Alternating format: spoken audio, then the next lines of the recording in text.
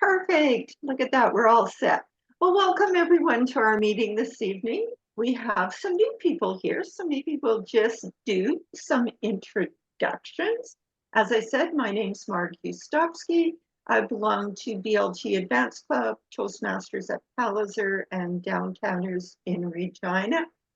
Been involved with the Club Coach Committee for 4 years now, and we've done some revamping over the years and changes. Kathy, would you like to introduce yourself? And I'll just ask everybody to call on a person as they finish.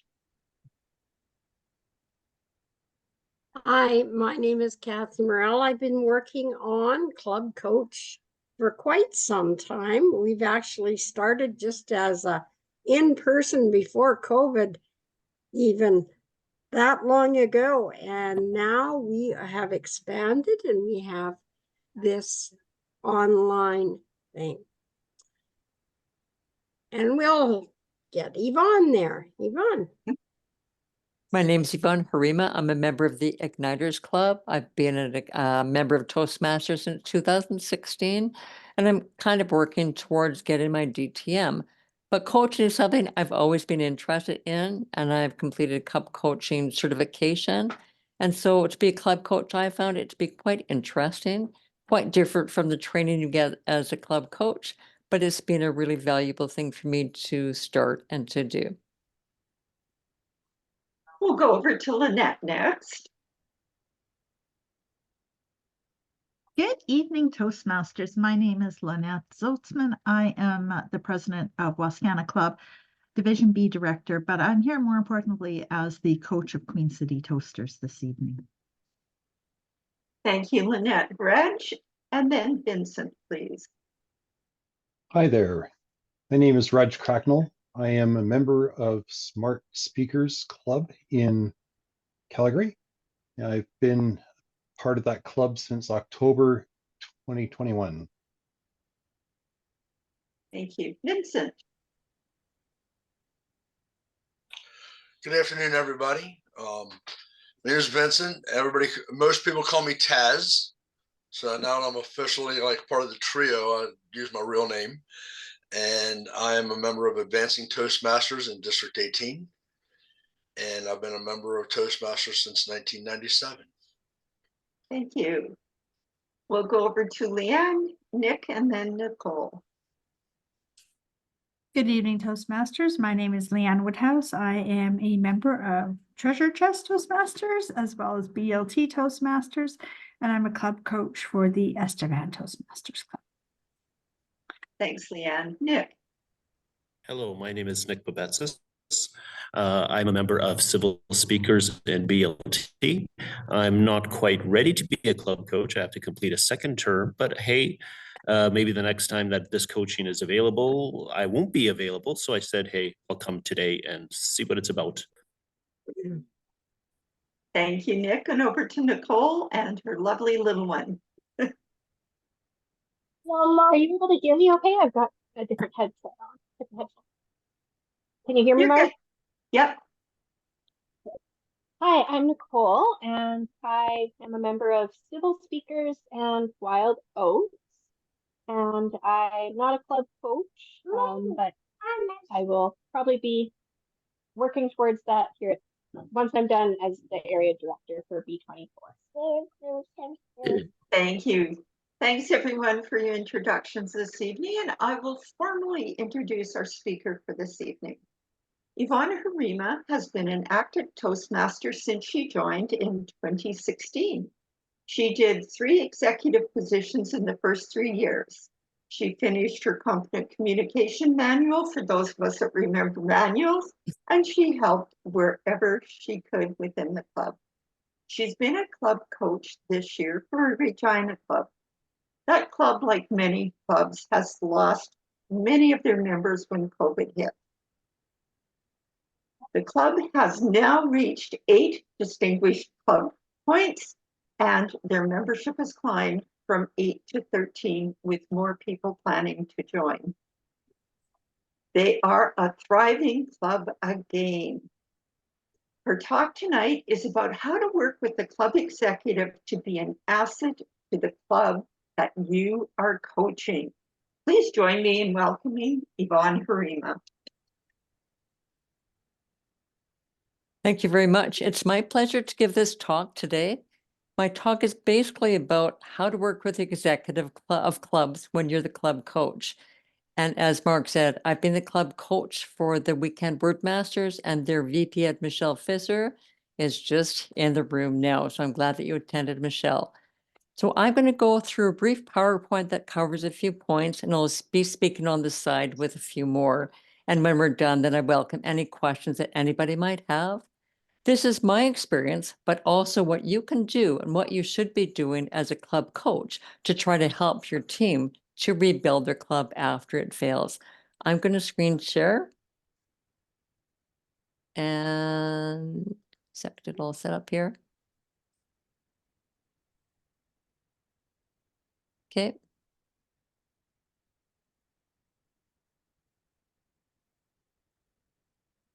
Okay, I assume you can all see the screen share now. Yvonne, we can see your detailed Everything on it? slides as well. Yeah. I did play from start, but it aborted. Okay, I'll have to do this because I can't seem to escape it and just There, have you've got it.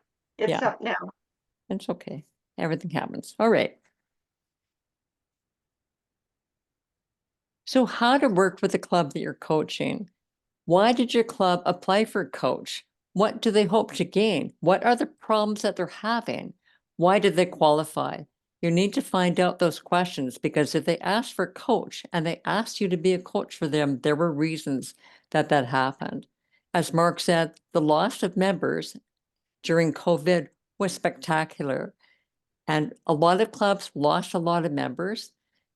And then when you lose members, what happens? You have a snowball effect. A lack of members means that many executive members are doing 2 executive positions at the same time. There's fewer members to give speeches. And at club meetings, everybody's doing 1 or 2 roles. Social media and public relations are often left behind unless there's somebody that really loves doing those roles. But basically what you've got is just basically discouragement.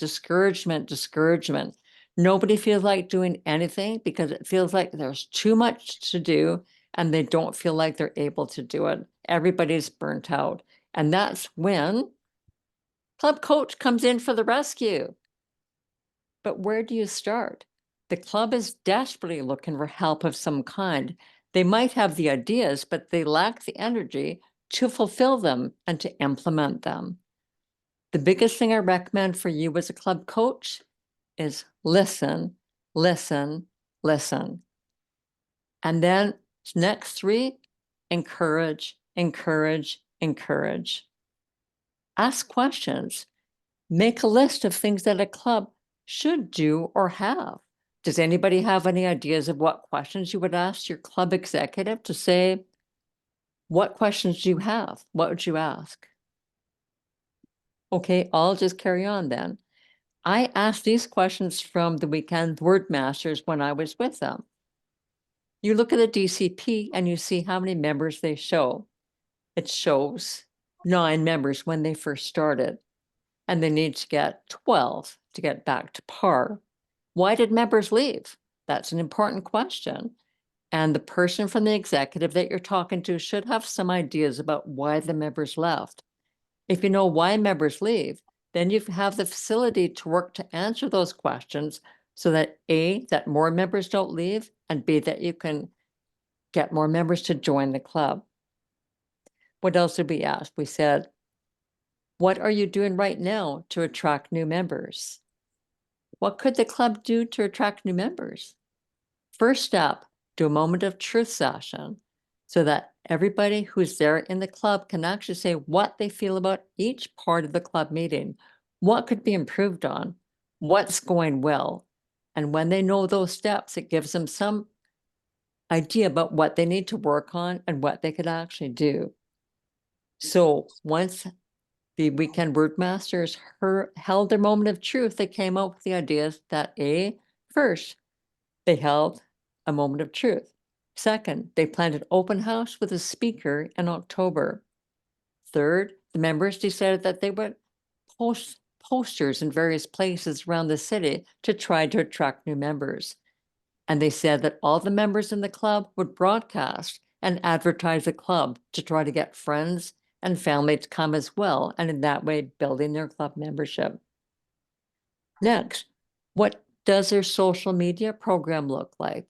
And as I said before, sometimes social media is the first one to leave. If your club is well established, it's mostly older members. Quite frankly, I don't really do social media. I'd have no clue what to do. So that's another step. What could they do to build up their social platform? Because that is a big way of attracting members to your club. Number 5, how do they track DCP points? And what is it now? What do members plan to achieve during the next year? So their VPN actually posted a survey to find out what people plan to achieve in the next year. And 80% of the members actually replied to say what they plan to do in the next year. What does that do for you? It gives you an idea how their club is going to succeed in terms of giving educational points for their club. Go on to executive training. When you have fewer people on the executive, what happens? Well, they're tired. They don't want to do one role, let alone 2, heaven forbid 3, but it has happened. So they need encouragement. You know that the training sessions are not enormous, and especially if they're in person, well, even if they're online, it's hard to do 2 training sessions. But if you're both secretary and president, you really have to do 2 training sessions to get points for each session. And I'd say that the VPN really worked very hard to make sure that double attendance happened so that they've ended up getting double entries, double success for all their training. The next most important thing is ask, how can I help your club? What can I do? What can I do to make it easier for your club? What role do I play in trying to make you succeed? I think the big thing to say here too is you're not here to do the things for them that need to be done. There's people in the club that can do it. If the club coach tried to do everything for the club, they're defeating the purpose. Next year, you're not going to be there. They need to build a structure within their own club to be able to get their goals met and facilitate getting those goals met, however that might happen to be. So that's a big point for club coach to the rescue is you're helping, you're not doing. I think that's really important. So what's the next steps after that? I think it's important that you attend their meetings. They have lower membership and any bodies in the meeting are going to help. If you attend and you're willing to assume any role at all that they want, I mean, let's face it, you're all capable of doing any role. You might not want to, but your club coach, you can do them all. Just suck it up and just do it because they need help. And if they have members giving speeches, but nobody to evaluate them, evaluations are one of the most important parts of giving a speech. It builds you up and encourages you, and it lets you know what you can do to make your speech even more powerful the next time you speak. Give a speech. Give a motivational speech. Give any kind of a speech. Just be available to talk about anything. Talk about why DCP is important. Talk about how to give a good talk. Talk about how to give evaluations. Find out what they'd like to talk about and make it your point to give that talk. All these things build up the members that are there to maybe feel more capable, and they actually are all capable. They're just feeling shy and defeated. Make them feel capable, encourage them, and get out there and do it. When you've had the MOT session, as I said before, then you find out areas that they know can be improved on. They can work on those ideas and find the people to help get those ideas behind and have them all built up to perfection again. The next thing I'd say is, oh, that one's not working. Okay, hang on. It's not moving to the next slide. That's all it did before. That way. Okay, got it now. Next, last question is, how can I help? You're there to help them. Ask them what you can do to help. Say their social media is poor. How can you help? You can find somebody who's really adept at social media that can step in and give them a lesson or two, maybe talk about it, even do it temporarily. There's so many people in D42 in many different clubs that are willing to help any club that needs help. Don't be afraid to ask for help. Remember, the biggest thing about a leader is that they're willing to ask for help and accept help. And that shows your strength, not your weaknesses. So always ask for help. If you're not sure who to ask, go to the club coach for the district and say, how can I help in this? Or you post to your club and say, who here is very good at social media and is willing to help me with the club that I'm coaching? Because they're having lots of problems with social media or with VP Ed or whatever the role is, and they need a bit of help to fulfill it. I think it's really important that you do that. And remember, it's not up to you to lead this club to success.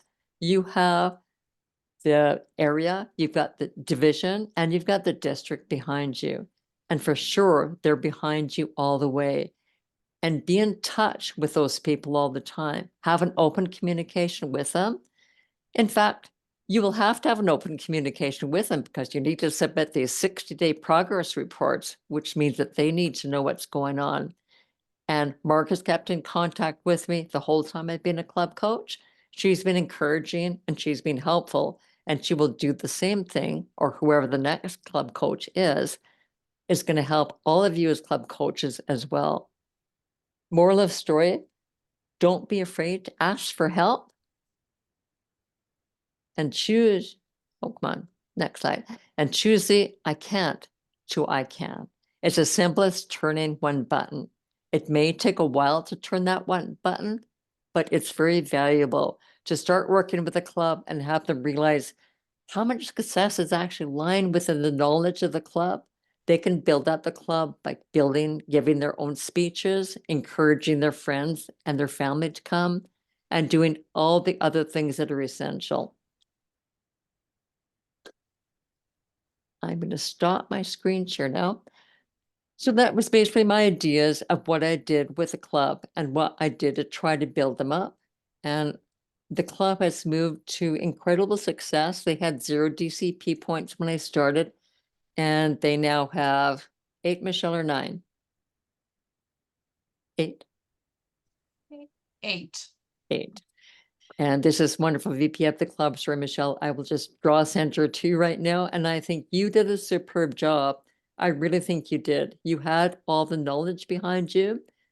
As I said, you and the whole club were just discouraged because you'd lost so many members. You're going, what did we do? Like, what went wrong?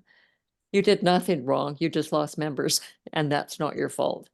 And the same thing happens to almost all clubs when they lose members. They feel like they did something wrong to make them lose all these members. Sometimes clubs do things that aren't quite right. Sometimes the agendas need to be better. Sometimes the way people sign up needs to be better. There's lots of issues. But I would say that in your case, Michelle, the Weekend Word Masters had the background was all done.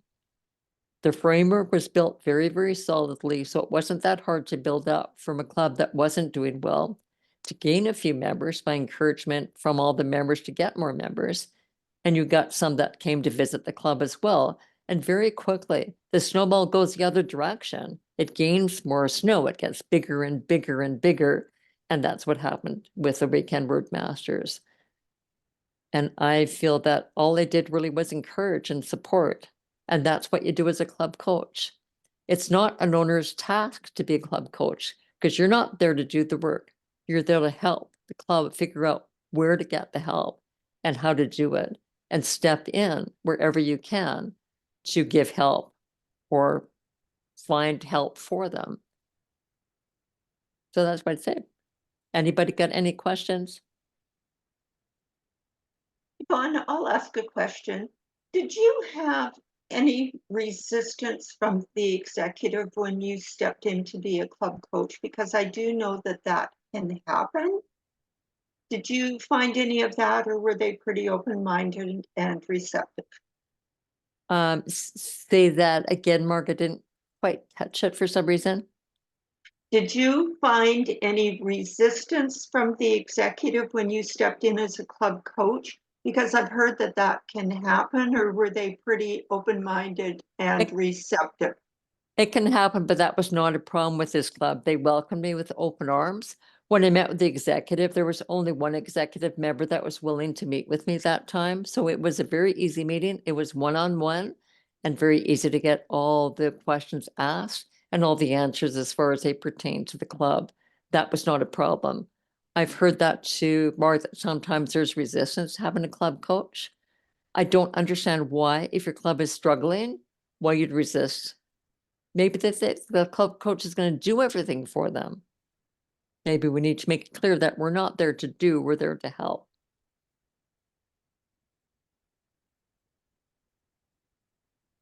So since both you and Michelle are here, I know one of the things that happened this year for Weekend Word Masters was a change in your meeting space. Do you think that was of great benefit to the club? I'll let Michelle answer because I wasn't there except for one meeting when it was in the office. Yes, to some extent, yes, Mark. But it's interesting because we're a hybrid club. And we do have some members that are completely online, and we are able to bring in a coach because we were online. So the meeting space didn't impact on that side of the meeting. However, we moved from, let me see, we were in a church basement before the pandemic.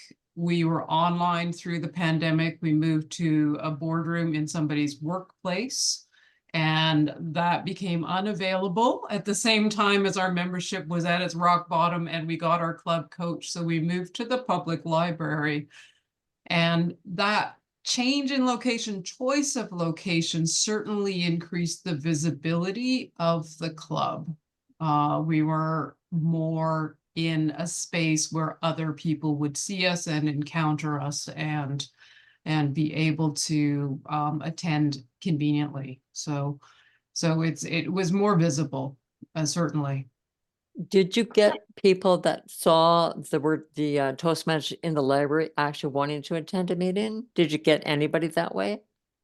We had a couple of people just drop in. Often they had been exposed to Toastmasters before, but they just realized we were in the library, so we didn't lay the groundwork for that.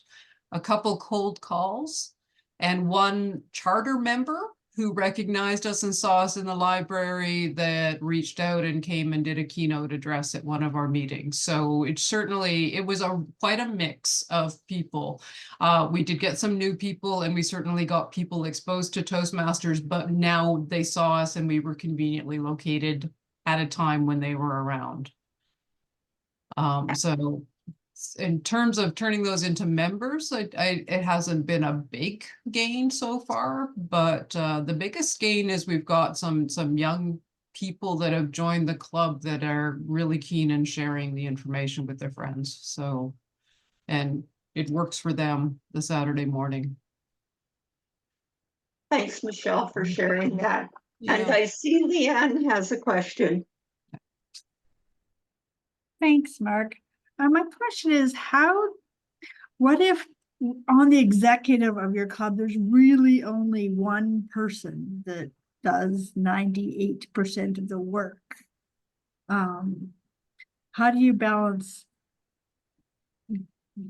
doing the rebuild of the club without burning them out? It's a challenge.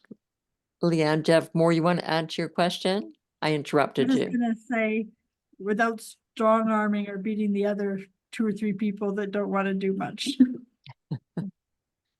That's a problem. I think when you have few members in the club and even fewer that want to be on the executive, and the people that are on the executive are already feeling burned out because they're sort of feeling like they need to do this job, you have a problem. If you have one strong member, you can do with one strong member. And as the other members see success, they will want to do more and more. And they're going to be more willing to do more and help with the club a little bit more. How to address it? have a discussion with them. Talk to the executive together. Ask them why they're feeling burnt out. Ask them what their hesitations are. I think listening and talking to people has to be the biggest thing that you can do as a coach. Listen, listen, listen, and find out what the issues are. And once you know what the issues are, maybe you can think of ways that you can work through them and solve them. And if you can't, maybe somebody else can. You know what I mean? Maybe you have somebody else come in with you afterwards and say, let's work on this together. Sort of a mediation kind of a session. We need people to run it. You're willing to be on the executive before, but you're not willing to do more work. What do you suggest we do? We don't have a VP membership. We don't have a public relations person, and the president can't do everything. Let's work together and make this work for everybody. Mark, Thanks, what else Yvonne. would you say to that? Anything further, Leanne? Good. I'm just, Good, thank you very much. Thank you. And I see we have Taz has a question.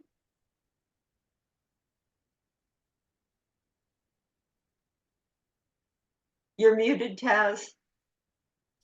Sorry. So one of the things I noticed on a few of the clubs in my district that are needing of a coach, they haven't asked for a coach. We requested them to think about getting a coach, because you can't just step in and assign a coach to a club that doesn't want one. But when you lose people and you lose that social media person, then they take the administration rights with them and the passwords with them. And that really, it strangleholds you where you can't do anything. And, no responses from emails or phone calls or, so what do you suggest to anybody? well, I say, first of all, you start praying. And then once you've done when you've done your prayers, then if you've tried to meet them by every means you have available to you, by phone calls, by emails, and you don't know them personally, you can't go visit them. I don't know what else can you do? Yeah, you don't know them personally, and there's no responses. You email, and there's just no responses, just dead space. And then it's like you have 7 members in that club that are floundering, and you can't do much with them. It's just your hands are tied. May I ask a question? Maybe I didn't hear right, but what I'm hearing is that there's a leader in the club who left, all the passwords for what their TI or their free toast host or like I guess what I don't understand is what kind of passwords. Mostly it would be admin rights and passwords for their Facebook page, their LinkedIn page, those things. Yeah. I mean, it's hard to advertise if you don't have a platform to advertise with. Right. And I was in a situation similar to that where I took over a role and the previous person wasn't able to give me passwords and everything. And honestly, Taz, I just had to start over. And there is a web page out there for an email that I have. And if people are emailing it, there's not a lot I can do. Right. But I would recommend that if they can't make nice with that person, to get that information back within a reasonable time. Start fresh. If there's any TI sites or any TI passwords that they have, contact membership at TI and see if you can get that reset, like for pathways or whatever. Right. I don't know, but I was in a situation like that where somebody just didn't want to turn stuff over and just disappeared. Yeah. And so, you know what? You've got 2 sites and, 2 sites for ABC Toastmasters. And over time, the old one's going to disappear. It'll just vanish because you're getting so much new stuff on your new site. And if they're not playing nice and it goes for extended period of time, that's what I do, is just start over. Start with a new. I mean, it's been talked about a little bit, but then just like a lot of things, when a club is going bad, the pushback is like, well, really don't need to start it. So, yeah. Yeah, no, I understand your frustration, but that's all I have to add. I'll drop the floor to someone else now. Okay, thank you. And I will caution people about something that happened to our club is we had a treasurer in place who suddenly stepped aside, and we did not have thank goodness we could contact him and he was very responsive. But your bank account, a lot of things can't be done if you do not know your bank account number. And I would hazard a guess that other than the treasurer and maybe the signing authorities, nobody knows their bank account number. So it can put you in a bit of a pickle and you have to reach out and find things.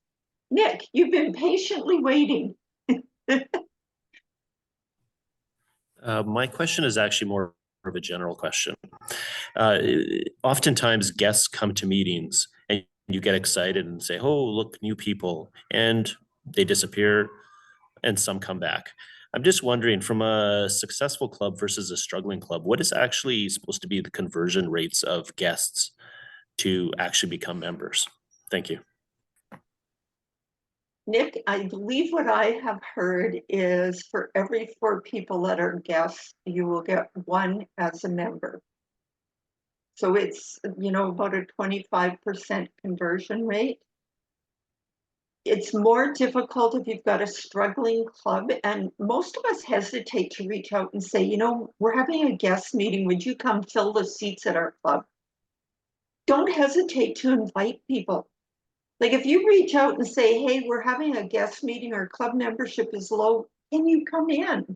There are lots of us that have some spare time and are willing to come in and support the club and just fill the seats, make it look like a dynamic meeting, even if it's for 2 or 3 meetings. Once you start the momentum, and I've seen this with clubs, I'm sure Yvonne, you saw it, Michelle, that once you start getting people in, it seems to perpetuate more people coming because it's excellent. And Michelle, I'll turn it over to you. You're muted. I know I didn't want to cut you off, Marg. I wrote down 3 things while Yvonne was talking. One was, she talked about being present and doing any role. Well, the value of showing meetings that are working well, that have interesting elements where people are learning and trying new skills is huge, because that's what we're there for. And when we get down to a tiny team that's trying to juggle and do everything, it just doesn't have the same impact. So having Yvonne regularly at meetings, willing to scoop up and do anything, give a meaningful evaluation was huge. I don't think that should be the main role of the coach, but it was huge. What she's left me with her time with us is her positive attitude and her encouragement, because we are struggling. We are dealing with a lot of things, and just to have somebody just always being positive and encouraging and giving us credit for small successes was really meaningful. But the last thing that nobody's mentioned is being a sounding board, because when you get to be small and you can't always interact with many people, you just need somebody to talk through some of those challenges with. And it's nice to have an impartial person from outside the club who you can say, well, look, I'm having a hard time dealing with this. What do you think? Is this even important? Should we pick our battles and focus on something that's more important for the club? Because you're not going to fix everything in one go. You've called in a coach, you need a lot of help, and it's nice to have somebody as a sounding board to help you prioritize those things that are important in the long term. Great feedback, Michelle, and good advice for all of us as we struggle with clubs and try to build our clubs. Taz.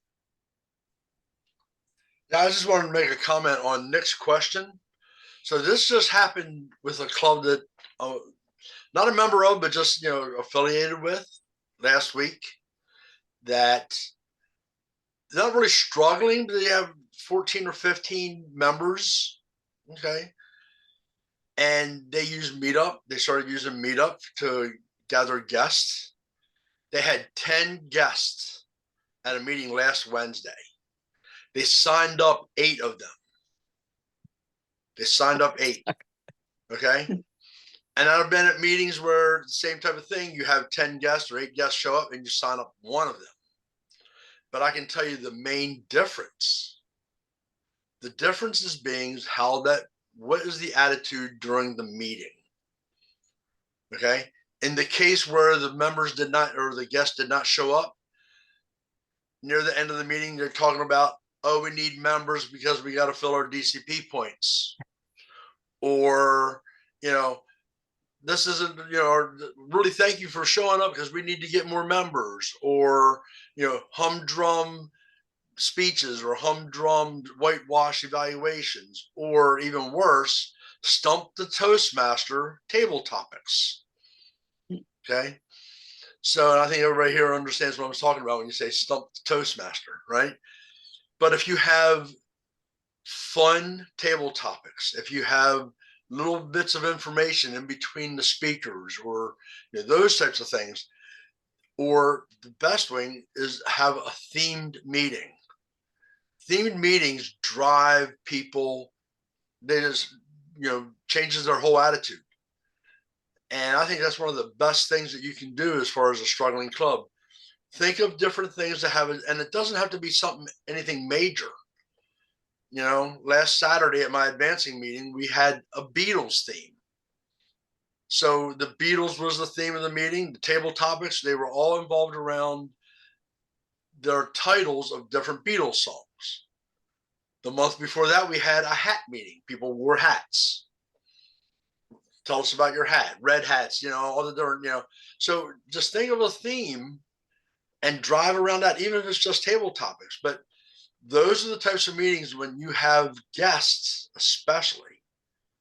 That's when you get their names on the paper. And that's how you set the hook. Unknown caller.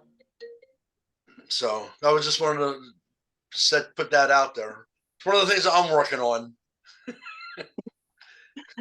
I think we've all been working diligently on that, having good meetings. And I think you're right. As soon as you start almost begging people to sign up, just contact them and say, how did you enjoy our meeting? Are you interested in signing up? Instead of doing it right at the meeting. And as I say, if you know you're having a guest meeting, or if you know suddenly you've got 6 guests coming in, I think to me, one of the death knells is when you come in and they see people doing 3 roles. Like, honestly, if you can keep people to 1 role, I'm quite willing to come to a meeting where I have to do 1 role. But, oh, look, that person was the Toastmaster and they did the timing and they did.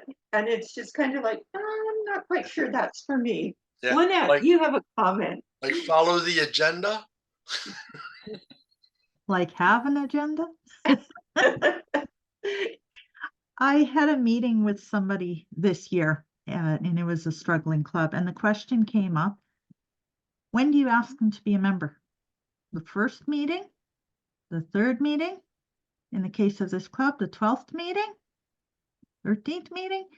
And there were so many guests in the meeting who hadn't been, because the club didn't know how to ask. So I made this recommendation. And it's only a recommendation based on my experience, right or wrong, don't know. But I said, this is what I do when I get a new guest at our meeting. After the meeting, hi, what'd you think of the meeting? I'm so glad you came. What brought you here tonight? What are you looking for? And then they tell me, and then at the end, so would you like to become a member tonight, or would you like to come a couple more times and check us out some more? And that tells them, A, they can come a couple more times. B, likely a chance that, we'll ask them to be a member. Oh, the next thing I do is, if they say, well, not tonight, I'd like to come back again. I say, okay, hey, next week, would you mind coming back? We have a role for an Osgrammarian. Simple role. A, it gets them committed to come back. B, it gets them more engaged in the meeting, right? And usually by that 2nd time, they're going to be a member. And the 3rd time, there aren't. But I think at the beginning, there's no shame in saying, would you like to become a member, or would you like to come back a couple more times?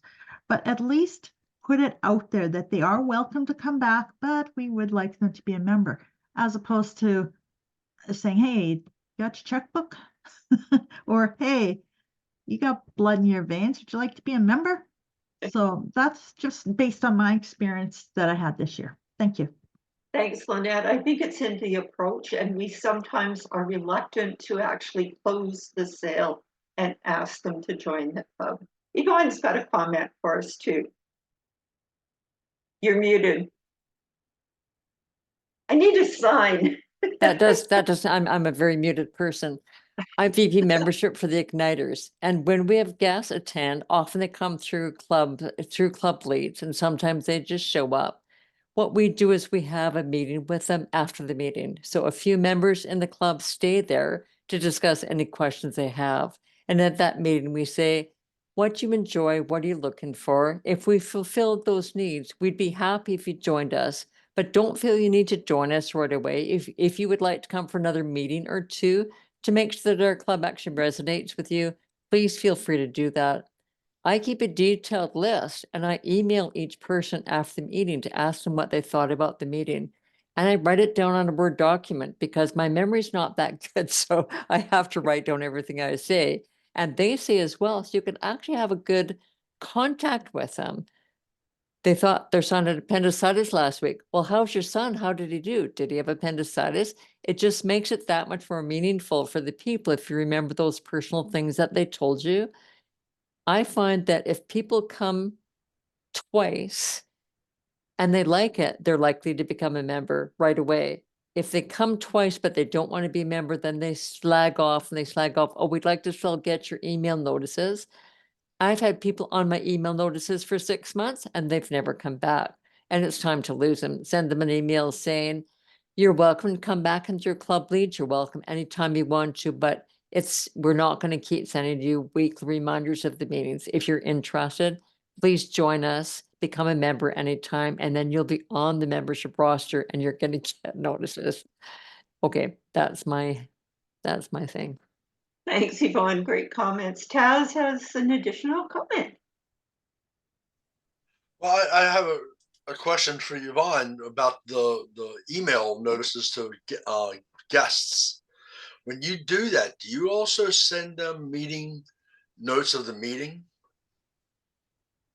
Or you just say, oh, we missed you at the meeting, you know, are you planning on coming next week? Yeah, if they don't come to the meeting, I don't send them anything. If they do come to the meeting, I will say it was great to see you at the meeting. I'm so happy to see you. Do you have any questions that I can answer for you? Anything you're interested in about Toastmasters? I may send them the navigator just so they get a whole blurb about what the Toastmasters is about. I try to give them over information rather than under information so that they have the questions answered by an article versus just by me. But that's a good point. Yeah, I was just curious. That was one of the things that came up in my strategy meeting about clubs having a secretary that actually writes down what happened at the meeting, so that people that were not there, they can see what happened at the meeting that they missed. That was basically the comment. I just wanted your take on that. Our club does a blog, and on the blog, they write what happens at meetings. They will write who gave speeches, what they were on, and sort of give a bit of a input as to what the speeches were on. A lot of people are big into blogs. They love reading them. I never read them, but a lot of people do. Maybe it's my generation, but I don't do that. A lot of people love social media. They love blogs, but that's not really my thing. But I think for the people that do love them, it's important that you post about your meetings. That's what the VPPR does. They put something on the blog maybe once a month or whatever they are able to do just to keep people aware of what's going on. Thank you. Lynette. Thank you for that feedback, Yvonne, about the email list. At the Wascana Club, we do things the opposite. We have guests who come, they go on our list, and they go in our email. We use Free Toast Host, and they stay on that list until they ask to come off. And we've had members who have been on there. Well, I can think of one in particular. She was on there for about 1.5 years, and finally she became a member, and her name's Yvonne too. And she became a member because she kept getting our information and then thought, yeah, I've been wanting to do this. And that advice came from Lance Miller, world champion public speaker who was at District 42 conference back in 2017 or 18.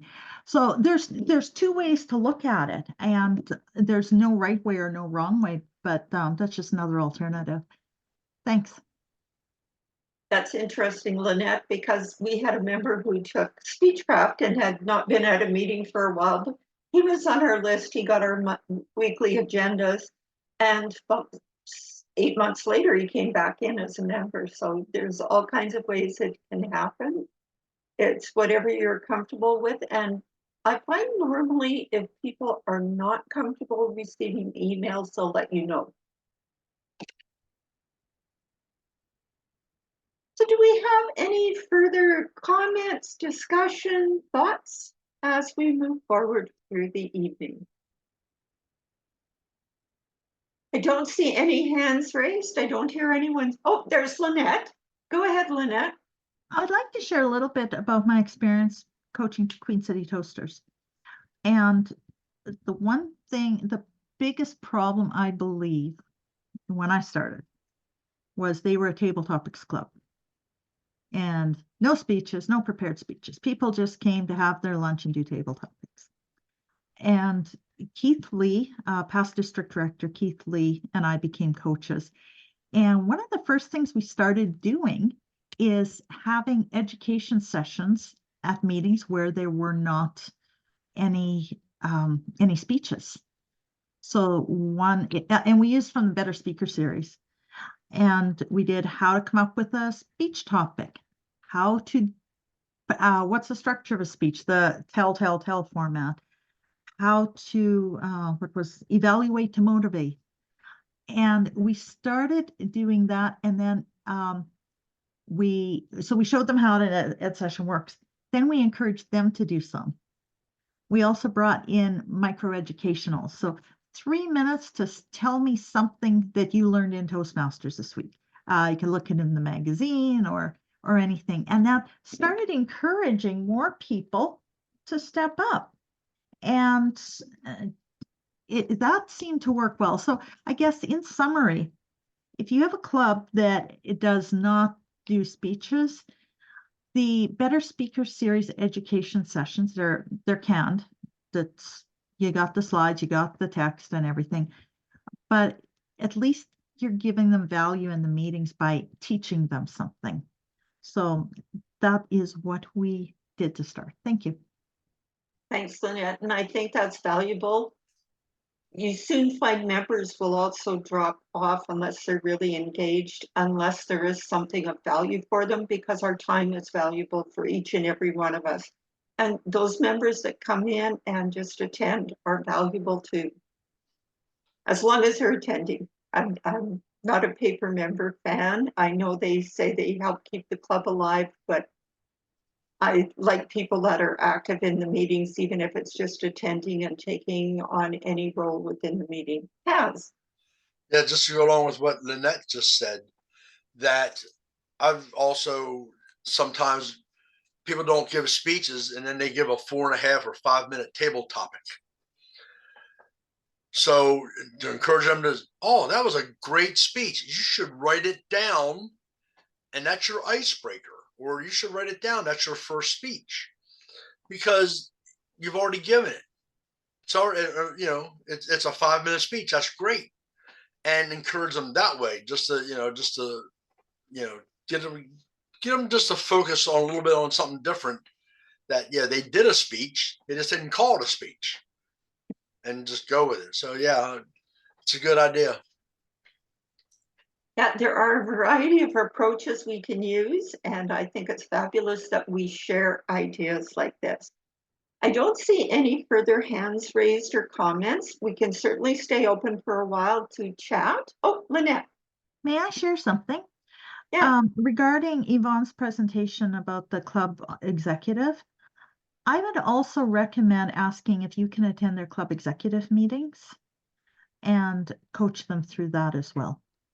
Because some clubs that are struggling don't have club executive meetings. Even fewer have business meetings with the members. And that's an opportunity to encourage them to start having regular executive meetings. And as such, you're following a strategic plan, the club success plan. Thank you. Thanks, Lynette. I really want to thank Yvonne this evening for sharing with us her experience working with the executive. I know we will all have different experiences because we are working with diverse groups of people. Some have great executive members who are really engaged. Some have some executive members that are there because they feel obligated to be there, but aren't committing to the club and to the growth of the club. The fortunate ones as club coaches, we get those executive that are interested and we gain more of them. But Yvonne shared with us this evening, think about it, listen is one of the key things that I got from her. And the other one that she said right after listen, and I took all kinds of notes, was to encourage. I think just having that person who is encouraging in the room is invaluable to a struggling club. Yvonne, thank you so much for sharing with us this evening. You're welcome, everybody. I'm glad you learned something from it. Next time you should talk to a coach who's dealt with a club that is not doing well and continues to not doing well. You might find out more again from that kind of a session. We do try to have a variety and diversity. We do have another club coach meeting scheduled for June 20th. No, I think it is June 27th. It is the fourth Thursday. I had too much going on this week, so I'm a little bit disorganized, but we'll make it through. So we will send out a notification as to that. And thank you all for coming. If you'd like to stay on and chat, I am fine with that. But if you would like to spend the rest of your evening relaxing and enjoying, please feel free to do that as well. I will mention Lynette did not mention this in her introduction. Lynette is the incoming Club Growth Director for District 42. She will take over from Debbie on July 1st. But I know in the meantime, they will work together to support everyone in their club coach role. Thank you again. Have a great evening. Thank you.